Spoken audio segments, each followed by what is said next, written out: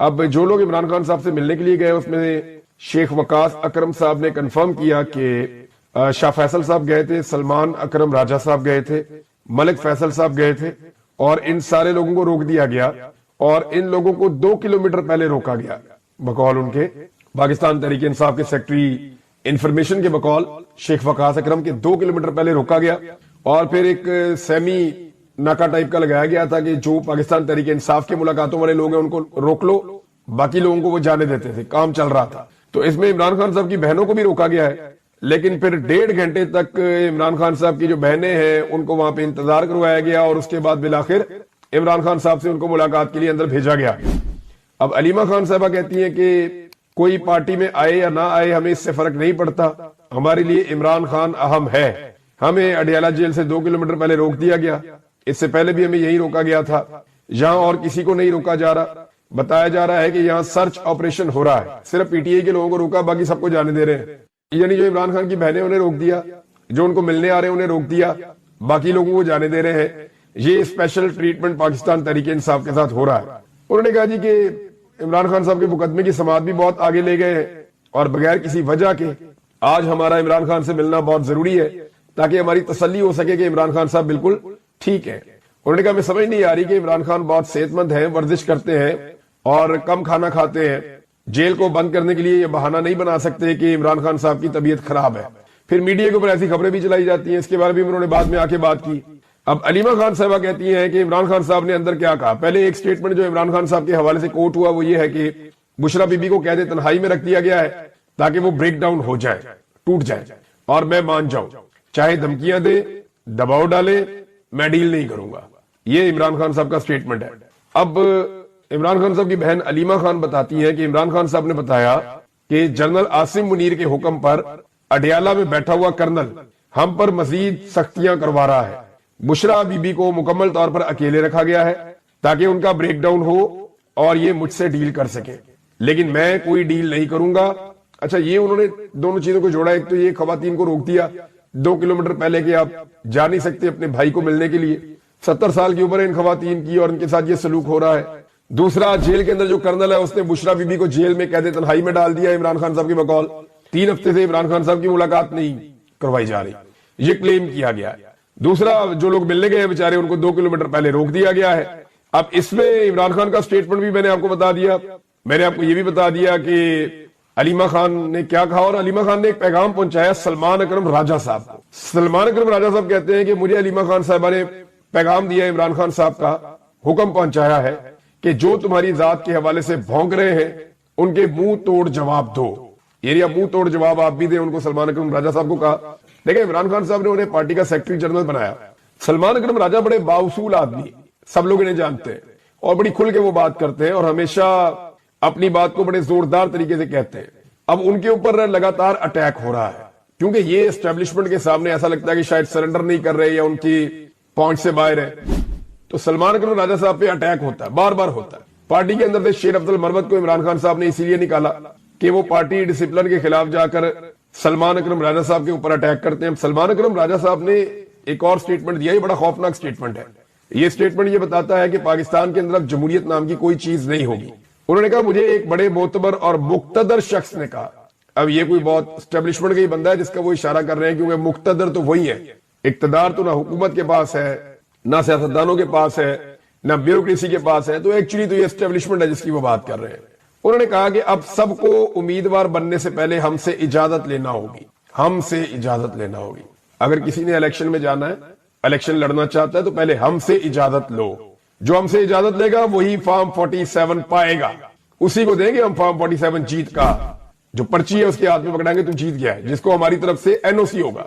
اب مریم نواز نے عجیب و غریب باتیں کرنا شروع کر دی۔ آپ کو یاد ہے خاتون نے جھوٹ ہی بولا ہمیشہ، جب بولا سچ بولا تو بہت کم بولا۔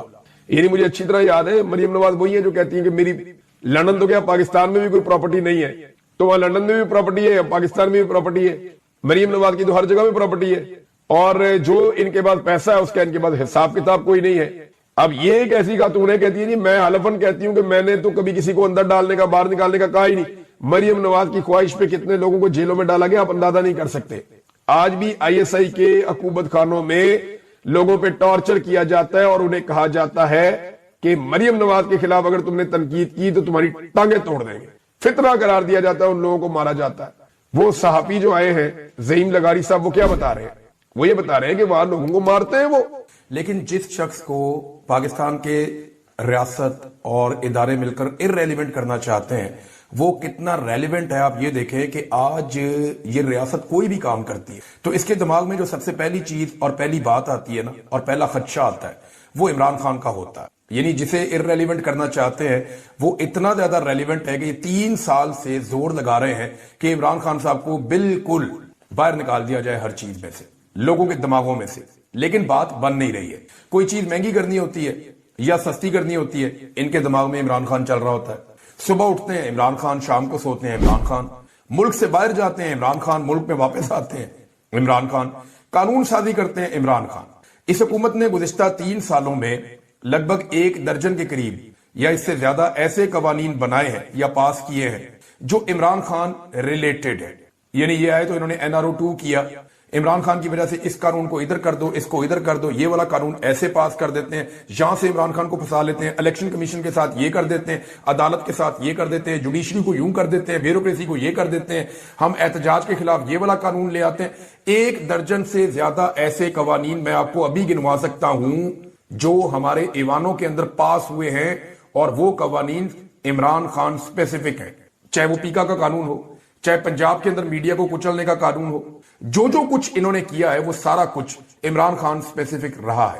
یعنی جس آدمی کو ارریلیونٹ کرنا چاہتے ہیں وہ کتنا ریلیونٹ ہے کہ یہ جو بھی کرتے ہیں اس کے پیچھے مقصد کیا ہوتا ہے. عمران خان, ہمارے صدر پاکستان نے کچھ ایسے آرڈیننس پاس کیے, اور کچھ نہیں, یہ بہت سارے ہیں ایسے آرڈیننس پاس کیے ہیں جو عمران خان سپیسیفک ہیں, اور بار بار پاس کیے آرڈیننسز کہ عمران خان کو قابو کرنا ہے. خاص طور پہ یہ قاضی فائد عیسیٰ کے دور میں کرتے تھے.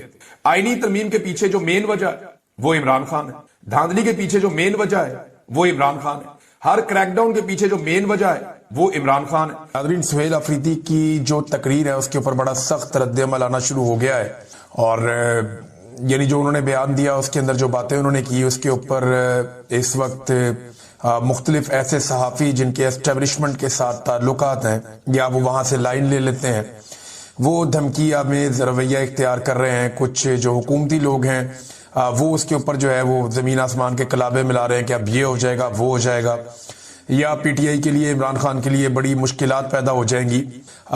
دیکھیں, سہیل آفریدی نے کہا کیا, پہلے اس پہ آپ غور کر لیں.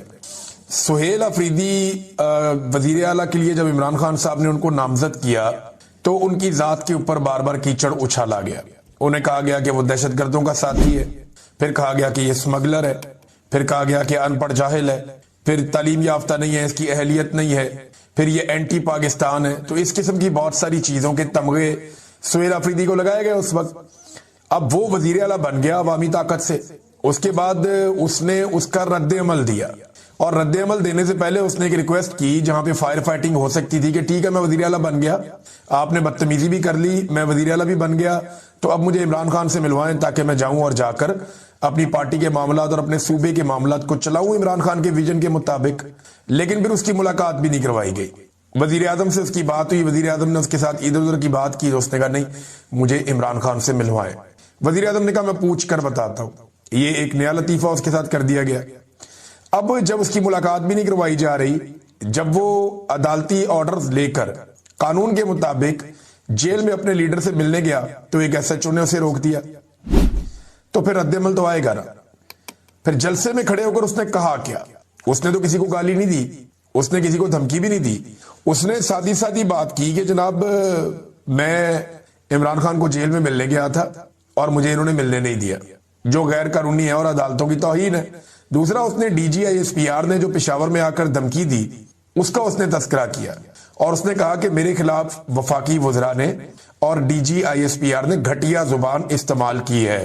اب بجائے اس کے کہ پاکستان کا میڈیا یا پاکستان کے دانشور اس بات کے اوپر تنقید کریں کہ ایک شخص عدالت کا آرڈر لے کر جاتا ہے ملنے کے لیے اپنے لیڈر کو, اور وہ ایک صوبے کا وزیر اعلیٰ ہے, اور ایک ایس ایچ او پاؤں کی ٹھوکر سے یا جوتے کی نوک پہ رکھتا ہے عدالت کے احکامات کو اور اس وزیر اعلیٰ کو ملنے نہیں دیتا, تو میڈیا کو تو اس پہ شور مچانا چاہیے. बात तो ये करनी चाहिए कि अदालत का ऑर्डर मौजूद है, आप अदालत के ऑर्डर के ऊपर अमल दरामद क्यों नहीं कर रहे? भाई एक बंदा अदालत का ऑर्डर लेकर गया है, वो वजीर आला है एक सूबे का, उसने बहुत काम करना है, पहले आपने उसके बारे में घटिया जुबान इस्तेमाल की, उसके बाद वो वजीर आला बन गया, वो फिर भी जा रहा है अपने लीडर को मिलने के लिए और अदालत का ऑर्डर लेकर जा रहा है, आप उसको मिलवा नहीं रहे। इसके ऊपर तो कोई नहीं बोला, किसी ने इसके ऊपर एक लफ्ज नहीं बोला, किसी को इसके ऊपर गुस्सा नहीं आया कभी एक वजीर आला की आप तौहीन कर रहे हैं इतने बड़े ओहदे की। दूसरा, आप अदालत की तौहीन कर रहे हैं और लगातार कर रहे हैं, मुलाकातें आप नहीं होने दे रहे अदालती अहकामात के बावजूद, इस पे कोई नहीं बोला। लेकिन जब उस बंदे ने शिकवा किया कि मेरे साथ ये ज्यादती हो रही है तो इन्होंने खप डाल दी। होता क्या है, पाकिस्तान की मिलिट्री एस्टेब्लिशमेंट का ना ये तरीकाकार है, ये बंदे लॉन्च कर देती है कोई भी एक्शन लेने से पहले कि अभी प्रोपेगेंडा करो, माहौल बनाओ, माहौल को गर्म करो ताकि हम गर्म लोहे के ऊपर चोट लगाए। ये एस्टेब्लिशमेंट का बहुत पुराना तरीका है, ये लोगों को मारते हैं मारते हैं मारते हैं और जब लोग शिकवा करते हैं तो ये कहते हैं ये बदतमीजी है। यानी आप जितना मर्जी पाकिस्तानियों को मारें, पाकिस्तानी अगर आगे से शिकवा करेंगे आप हमें क्यों मारते हैं, तो इसको एस्टेब्लिशमेंट जो है वो बदतमीजी करार दे देती है। अब वजीर आला ने तो गैर कानूनी काम करने के ऊपर तनकीद की है कि आप ये कर नहीं सकते। डीजी ISPR एक सियासी प्रेस कॉन्फ्रेंस करके गए जो उनका मैंडेट नहीं है, वो अपने हलफ की खिलाफ वर्जी कर रहे हैं, वो सियासी प्रेस कॉन्फ्रेंस नहीं कर सकते कि, लेकिन उन्होंने उसमें सियासी बातें की है, वो अपनी डोमेन से बाहर निकले हैं, जो उन्हें नहीं करना चाहिए था, ये उनसे बड़ी गलती हुई है। अब उसका रद्द-ए-अमल तो आएगा, तो उसका जब रद्द-ए-अमल आया और वो भी सिर्फ शिकवे की सूरत में आया, कोई गालम गलोच नहीं हुई, लेकिन गालम गलोच ब्रिगेड जो है वो लॉन्च की गई CM आफरीदी के खिलाफ। तो इससे होगा क्या, अब धमकियां लगाई जा रही है कि जी इमरान खान साहब को अब ये वाला नुकसान हो जाएगा इससे या वो वाला नुकसान हो जाएगा इससे, तो PTI के लिए अच्छा नहीं होगा। तो पहले PTI के लिए या इमरान खान के लिए कोई बहुत अच्छा हो रहा है इस मुल्क में? एक ताजा मिसाल आप सुन लीजिए, इमरान खान साहब पे एक मुकदमा हुआ था 2022 में जब उन्होंने आजादी मार्च निकाला था 25 मई 2022 को, आपको याद होगा, जब यास्मीन राशिद साहिबा पे और दीगर खवातीन पे पहली मरतबा लाहौर में बदतरीन तशद्दुद किया गया था, उनकी सारी गाड़ी जो है वो तोड़ दी गई थी, तमाम रुकावटें अबूर करके इमरान खान साहब डी चौक तक पहुंच गए थे। ये वो मैं दिन की बात कर रहा हूं 25 और 26 मई 2022। तब इमरान खान साहब के ऊपर एक मुकदमा दर्ज किया गया था तरनौल में। ये जो मुकदमा था ये फरवरी 2024 में, इसमें इमरान खान साहब को बाइज्जत बरी कर दिया गया था अदालत की जानिब से। फरवरी 2024 को इमरान खान साहब बाइज्जत बरी हो गए थे। अब इस मुकदमे में भी पुलिस ने इमरान खान साहब का चालान जमा करवा दिया। जिस केस में कोई शख्स बाइज्जत बरी हो जाता है ना, वो केस उस शख्स की हद तक खत्म हो जाता है, फिर आप उस शख्स का नाम नहीं ले सकते उस केस के अंदर। इन्होंने क्या किया, इन्होंने चालान जमा करवा दिया। जितने भी कोर्ट रिपोर्टर्स हैं या जितने भी कानून और आइन को समझने वाले लोग हैं वो सर पकड़ के बैठे हुए हैं कि इस रियासत को हो क्या गया है, ये एक पागलपन का शिकार हो चुकी है। एक मुकदमा जिसमें इमरान खान साहब को बाइज्जत बरी किया गया, उसी मुकदमे में पुलिस ने इमरान खान साहब को लगभग 1.5 साल गुजरने के बाद, पौने 2 साल गुजरने के बाद दोबारा चालान कर दिया। ये फरवरी 2022 की बात है जब इमरान खान साहब को इस केस में बाइज्जत बरी किया गया था। तो ये नाज़रीन इनकी सूरत हाल है। अब इमरान खान साहब ने दोबारा एहतजाज का ऐलान तो करना है और उस हवाले से कुछ चीजें जो हैं वो पाकिस्तान तहरीक इंसाफ में भी ज़ेरे गौर है और इमरान खान साहब ने भी अहकामात जारी करने हैं। देखिए इस मरतबा जो है ना वो पंजाब का रोल बहुत इंपॉर्टेंट होगा, क्योंकि पंजाब से जो लोग एहतजाज करने निकलेंगे वहां से एक और मोमेंटम बनेगा। खैबर पख्तूनख्वा में जो 3 जलसे किए हैं ताबड़तोड़ नए वजीर आला ने, उनसे एक मोमेंटम खैबर पख्तूनख्वा में बना है। और अभी याद रखिएगा कि ये जो इजला है जहां पे जलसे किए सुहेल आफरीदी ने, ये वो इजला है जहां पे वो खुद वजीर आला मुंतखब हुए, कबायली इलाके हैं, करक का इलाका है, खैबर का इलाका है, ये उस तरफ जा रहे हैं। अभी ये मानसेरा वाली साइड पे नहीं आए, अभी ये मालाकंड वाली साइड पे नहीं आए, अभी ये चित्राल या दीर वाली साइड पे नहीं आए, अभी ये सवाबी या मर्दान वाली साइड पे नहीं आए, जो पाकिस्तान तहरीक इंसाफ के बड़े जबरदस्त और मजबूत गढ़ हैं, जहां पे तहरीक इंसाफ ने नवाज शरीफ को शिकस्त दी है। और अभी तो ये DI खान में नहीं गए, तो इन सारे इलाकों में सुहेल आफरीदी ने जब विजिट करना है तो उसके बाद फिर आप पाकिस्तान तहरीक इंसाफ का मोमेंटम खैबर पख्तूनख्वा में ज्यादा बेहतर महसूस करेंगे, जो इमरान खान साहब का विजन है। और इमरान खान साहब ने अब कॉल देनी है और बहुत मुमकिन है कि वो नवंबर की कोई कॉल दे दे। तो नवंबर के मुमकिना एहतजाज की सूरत में इस वक्त किया ये जा रहा है। अगले वीलॉग में आपको बताऊंगा। अब तक के लिए इतनी, अपना ख्याल रखिएगा, अपने चैनल का भी। अल्लाह हाफ़िज़।